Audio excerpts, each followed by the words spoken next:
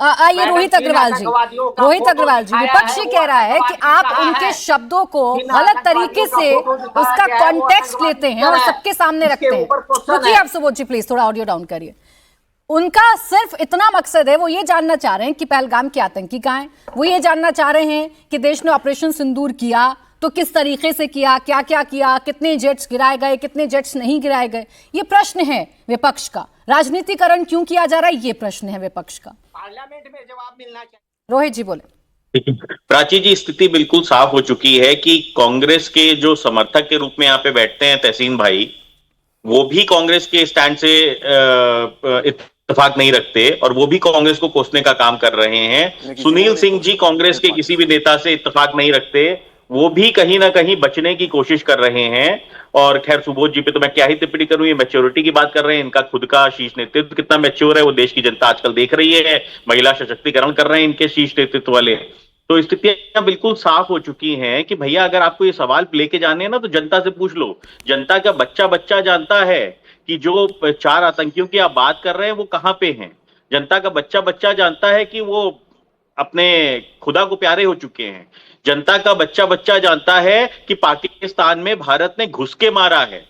अब कौन सा युद्ध लड़ना चाहते हो आप देश के अंदर? अपनी राजनीतिक रोटियां सेकने के लिए आप जश्न भी नहीं मना पा रहे हो। अरे कम से कम एक बार खुल के अपने सीने को चौड़ा करके ये तो कहो कि भारत माता की जय। भारत ने पाकिस्तान को घुस के मारा, अपने घुस के मारा। जो कहता था कि ये 1999 का पाकिस्तान नहीं है,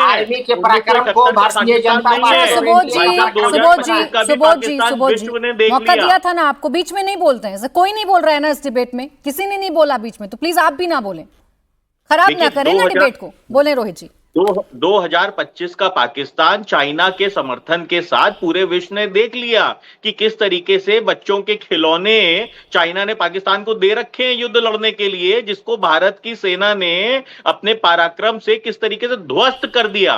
भारत की धरती के ऊपर उनके जो खिलौने थे ना, वो कहीं कुछ नहीं कर पाए। मतलब फुलझड़ी की तरह उनको साफ करने का काम हमारी सेना के पराक्रम ने कर दिया। अभी सुनील साजन जी कह रहे थे कि प्रधानमंत्री देश नहीं है।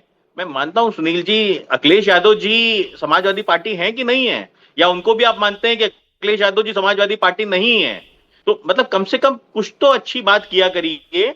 नरेंद्र मोदी जी प्रधानमंत्री के रूप में देश की 140 करोड़ की जनता को रिप्रेजेंट कर रहे हैं और नरेंद्र मोदी जी का वहां सम्मान नहीं है, वहां भारत के प्रधानमंत्री का सम्मान है। अगर उनका सर झुकेगा तो 140 करोड़ की जनता का सर झुकेगा। इसलिए कम से कम अपने शब्दों का प्रयोग करने से पहले और ट्रंप को अपना चाचा बनाने से पहले ये समझ लिया करिए कि डीजीएमओ क्या बोल रहा है, कम से कम उसके साथ खड़े हो जाया करिए। कम से कम भारत का प्रधानमंत्री क्या बोल रहा है उसके साथ खड़े हो जाया करिए। और सर्वदलीय बैठक के अंदर आपके नेता आए थे और आपके ही सांसद गए हैं पूरे विश्व को भारत के पराक्रम के बारे में बताने के लिए। अगर बात नहीं समझ में आ रही है तो राम गोपाल जी से समझने की बजाय जो सांसद गए हैं विदेश में उनसे पूछ लीजिए, क्योंकि राम गोपाल जी तो सेना की बेटी का अपमान कर रहे हैं। ठीक है, आप दें जवाब सुनील जी। आप तो जातियों के चक्र में इतना ज्यादा फंस चुके हैं कि आपको तो समझ में नहीं आता कि सेना की बेटी का भी अपमान आप कर देते हैं। तो आप अपने सांसदों से ही बात कर लीजिए जो विश्व में गए हैं भारत की क्या।